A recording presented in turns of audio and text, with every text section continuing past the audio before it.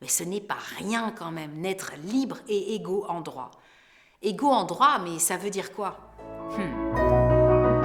Liberté, équité, fraternité. À toi qui donne par le pouvoir d'un mot la chance de recommencer sa vie. À toi que Paul Éluard est né pour connaître. À toi liberté, dont le nom doit être écrit sur tous les supports.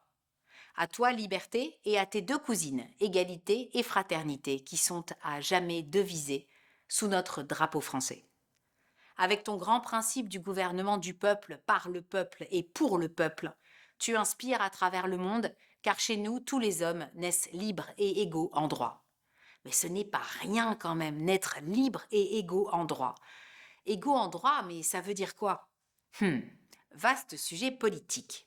Mais comme la duchesse, elle n'entend pas rentrer au gouvernement, elle va plutôt continuer à s'interroger sur des problématiques, disons, plus légères. Égalité, du latin aequalis. L'égalité définit la qualité de deux choses égales ou ayant une caractéristique identique. Ainsi seront traités avec égalité deux frères d'âge différents qui seront punis de la même façon pour une seule et même bêtise. Égalité d'accord, mais équité alors.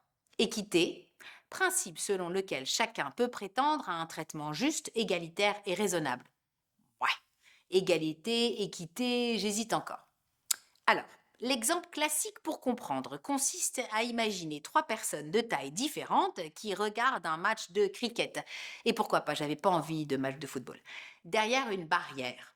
La barrière ayant une taille fixe, les trois personnes des tailles différentes. L'un voit bien, l'autre moyen, et le plus petit, ben pas du tout. Pourtant, tous ont accès au match. Te voilà, égalité. L'équité, elle, voudra qu'on ajuste des caisses à hauteur des trois personnes afin que chacun, en fonction de sa taille, ait accès au match en regardant par-dessus la barrière. Et te voilà, équité. Dans une société juridiquement égale comme la nôtre, l'équité est, elle, tout simplement réglée par nos bons soins à nous, le peuple. Enfin, le peuple et la noblesse aussi. Concrètement, le dimanche, au barbecue des voisins, on s'assure toujours que le grand Gérard ait plus de saucisses que la petite Pauline. Enfin, que Pauline n'ait jamais un verre solitaire et Gérard toujours des verres solidaires.